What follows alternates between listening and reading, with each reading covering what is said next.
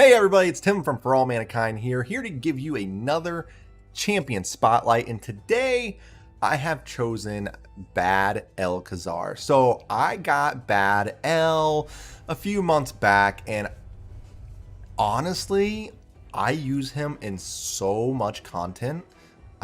He is just an amazing champion. If you have him, you know what I'm talking about.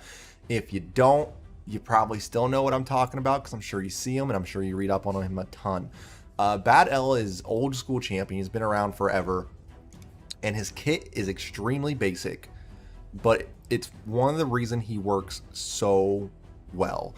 What do I mean? Well, his A1, pretty simple, attacks all enemies, heals this champion and all allies by 20% of the damage inflicted.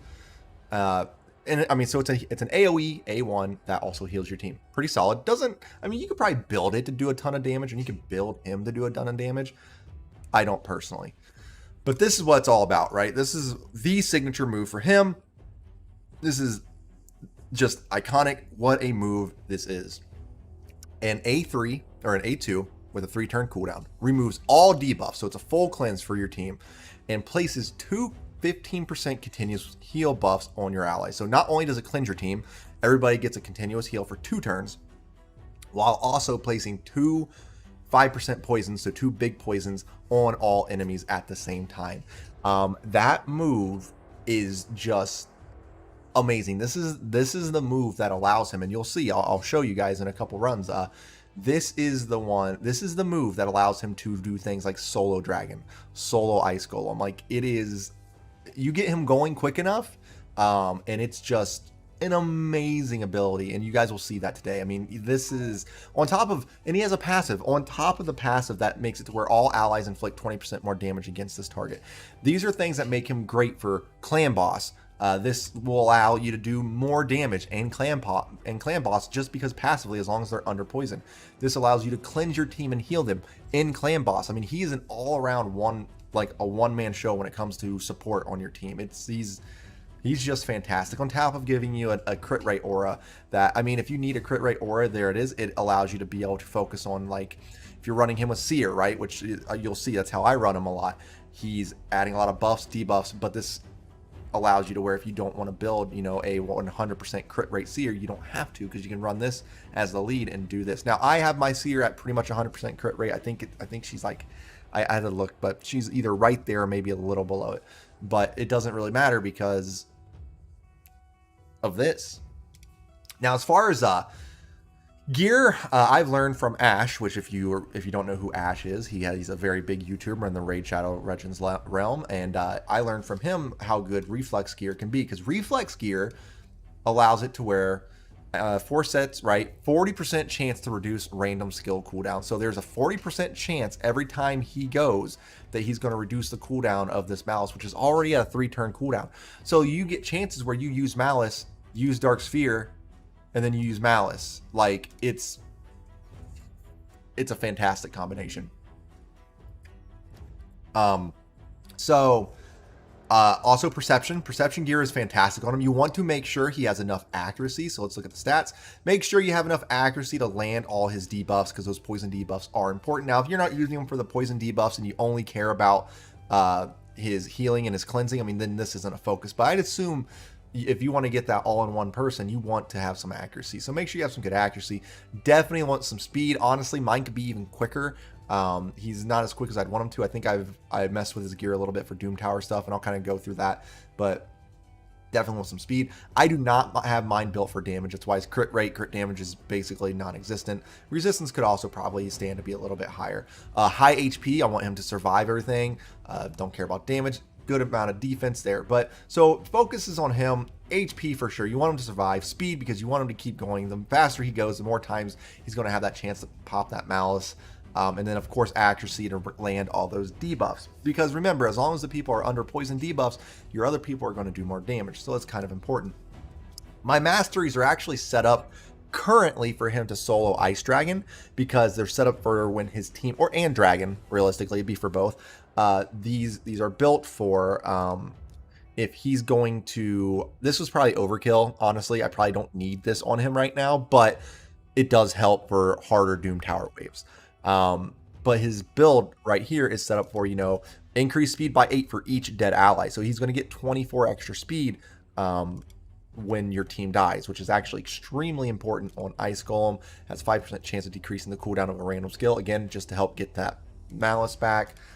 This is to having a chance to extend the duration of any debuffs cast. So again, to help those poisons stay out maybe by an extra turn. Decrease the target's turn meter when this champion hits with a default skill for the first time. That's really whatever. Has a 30% chance of increasing the turn meter by 10% when a debuff cast by this champion is removed. So if those poisons are falling off, you might get some extra turn meter, again allowing you to go quicker. Has a 30% chance of increasing the turn meter by 10% when a buff cast by this champion is removed. So again, instead of being poisons, it's your heals when those fall off. So these two kind of do the same thing, right? When my heals fall off, this gives me a chance to get turn meter. When my poisons fall off, this gives me a chance to get turn meter. So he's built around a lot of speed and gaining speed as the match goes on, right? Has a 50% chance of increasing turn meter by 15% when an ally is attacked with a critical hit. Now this will only work, of course, when an ally is up or you're up. So eventually my allies will die, and this won't necessarily be as relevant, but to get me there, it can do some good stuff. Reduce the damage as this champion receives, just stuff to keep him alive, right? So that's how my masteries are set up. They're set up specifically to make him go faster when the team falls.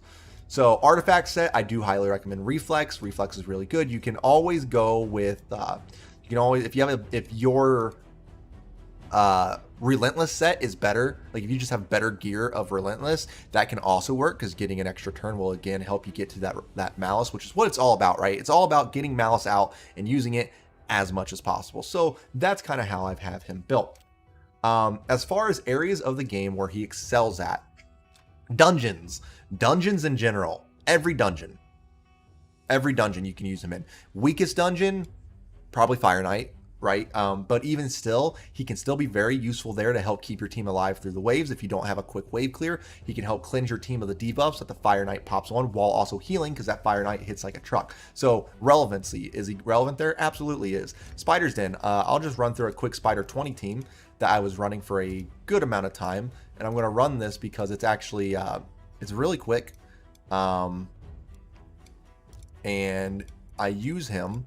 These guys are built pretty well, right? But the reason I'm generally able to do this is because that extra 20% of damage they get to put off when he uses his Malice, right? So boom, don't really care about the buffs there. I only care about the Malice thing.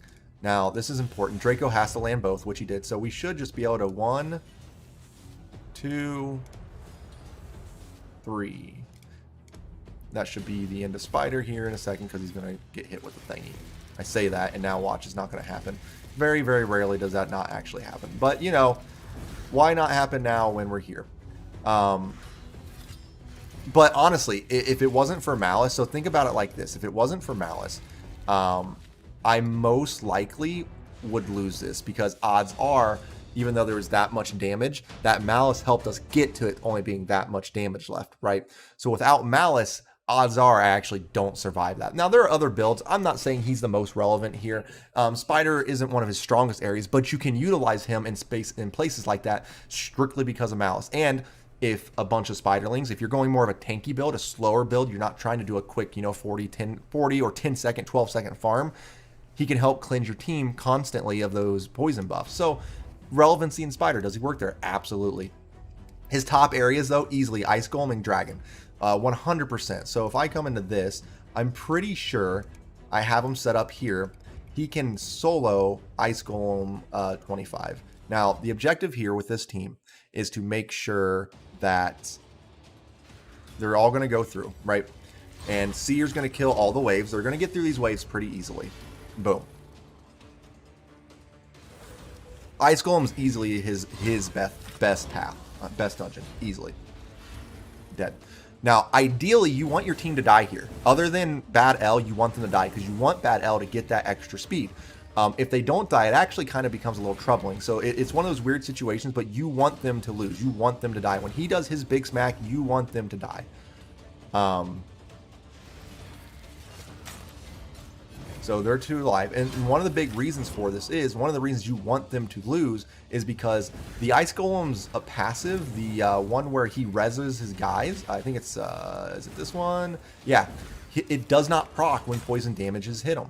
So those poison hits do not actually proc this passive, which is very, very important.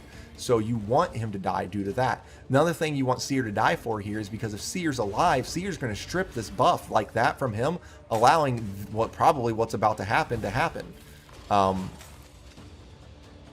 Malice. Okay. So I'm going to oof, look at this. Okay. So I lost that, and I lost that because Seer was alive. So we're going to run it again and show you. That's the importance of having someone like Seer make sure she dies, because she's good because she strips those debuffs or those buffs from your team to kill the enemy team on the waves. But when you're trying to make sure that he is alive and he stays alive, you need those buffs on him. So if she dies, it's just a bad time. Or if she doesn't die, it's a bad time. So ideally, she dies. Now, and that's probably my fault. I probably need to put her in some weaker gear. Like, she just doesn't need to be in the gear that she is in. The nice thing here is she did all that. Now she'll most likely die this time because she doesn't have that shield to keep her alive. So now, okay, so now the whole team's dead. It is just Bad-el. Bad-el will win this by himself, 100%. Watch his health die. Just watch him drain. This is Ice Golem 25, and watch how quickly we get with this with just Bad-el doing the job.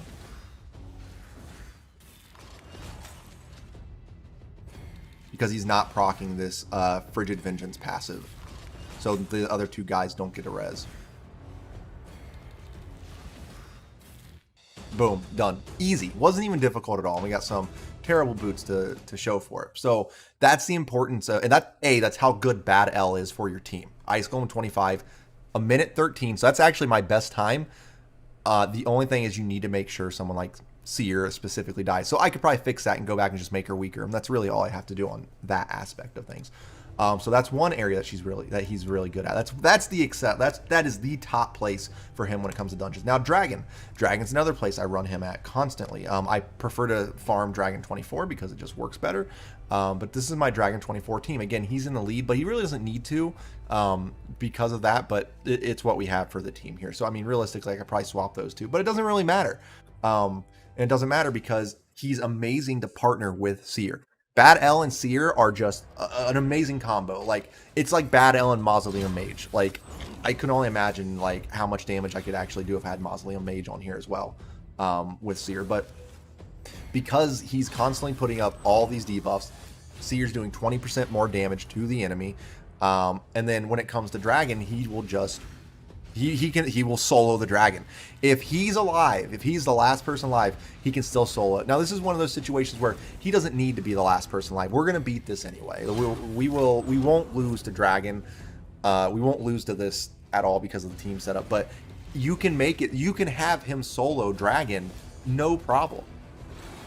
I will actually run him. I don't know if he can solo. I don't know if he's set up on my team to solo dragon without anybody, but we can run it and we'll check it out. But dragon hates poison, right? So constantly poisoning, constantly healing up your team, constantly putting the buffs and the cleanse on your team is just amazing.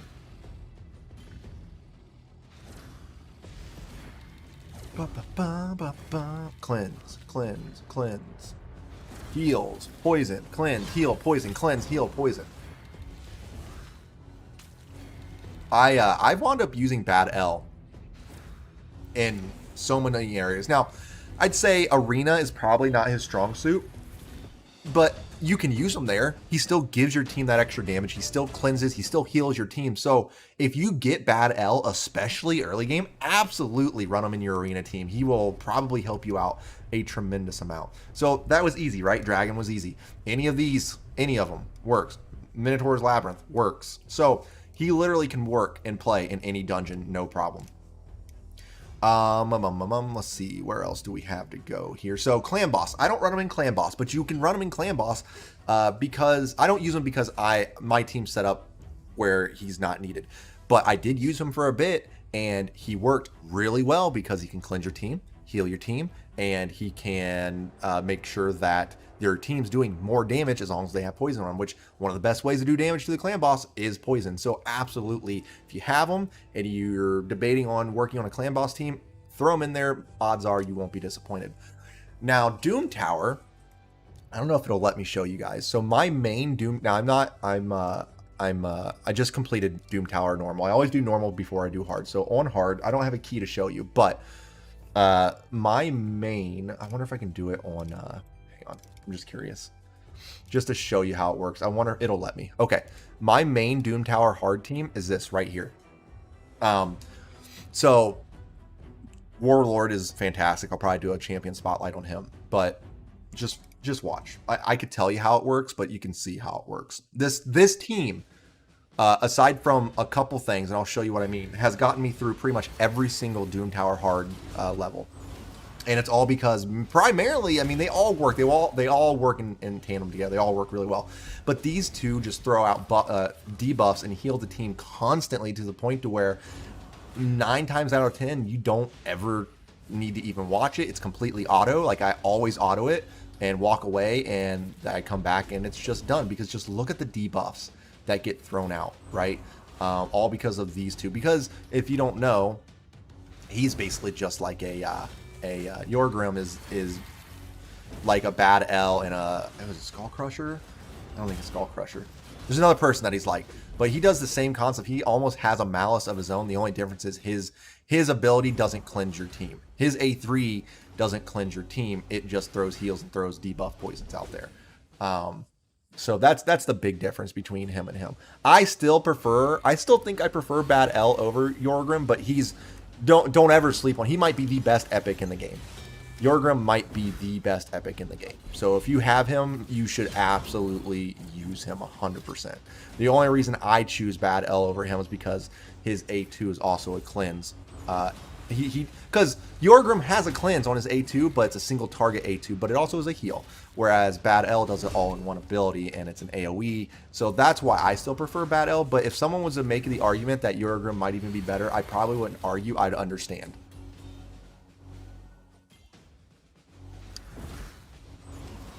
And I'm just doing this just to show you, like just look at the amount of debuffs. Now, I know this is Doom Tower normal. Like, don't get me wrong, I know, but I'm telling you, I've used this same exact team, this team throughout the whole thing. Control,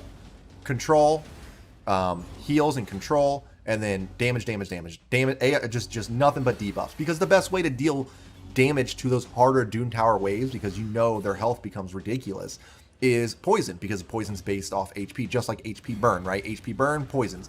That's how you do the waves. If you try to do the waves any way else, other than maybe a seer thing, you could try to do a seer thing. I've tried to have seer go through all the waves, but you get to the point to where it just doesn't work, especially because you get to the third wave and your seer can't do what seer does on the third wave. But hey, I'm all down for advice. If some people have any other ideas with that, you let me know. But I've never had an issue. This is a 100% auto win team. There are very few waves that have ever given me issues. One of them was the Siphi and Rotos wave. That was a pretty big one. Like even the what's his name? I don't know, the Mortar 2 or whatever, the final boss in the campaign, who is terrible when you get him, but when he's in these waves, he's phenomenal. Like even those waves, this has been pretty much a cakewalk for me. And I have a second team here set up. This is for those particular areas like the Siphi and the Rotos ones that give me issues, and the only change here is instead of using him, I'm using her, and I have him going as a speed lead to help me make sure I get through the because they start getting faster and faster and faster. But you'll notice both teams have Bad-el on him, so if you have Bad-el, it's gonna help you. He will get you through Doom Tower waves just with debuffs and cleanses. Just make sure you have control. That's all you need. So that's my Doom Tower stuff. We went over Clan Boss, we went over Arena, we went over Faction Wars. Of course, he's amazing in Faction Wars. Like he'll carry your team through Faction Wars, no problem as well. And we went through all the dungeons aspect. I mean, that's Bad-el. That's why Bad-el is so good. And honestly, he, in my books, is an S tier champion. He is an S tier support champion, 100%. Like, if you pull him, congrats. You have one of the best support champions, one of the best healers, one of the best cleansers in the game. Instant build, 100%. If you have them in reflex gear, that's my personal recommendation. But any gear will suffice. Even if you don't get the reflex procs, I mean, this is still on a 3-turn cooldown, so it's extremely, extremely good. Masteries, again, I haven't built for this, but he can be played, he can be built several times. You probably won't use this for clan boss, right? You're not going to use this mastery setup for clan boss, but use them, you know, go through your masteries, pick the ones that work best for you. But these are the ones I find that work best for me because of the ice golem stuff, which I've learned some tricks from, like Stu Gaming, by the way. This is a good setup I have learned from Stu Gaming. But that's Bad-el. I absolutely give him an S tier ranking on the Raid Shadow Legends champion list. Hopefully this guide helped you guys out. If you guys have a particular champion or anything you want to, that you can see I have here, these are basically my legendaries. I have plenty of champions, so if there's a champion you want to see ranked, anybody you want me to go over a champion spotlight for, I'd be happy to do it as long as I got them. As always, I appreciate all you guys watching, and take care, and I'll see you next time.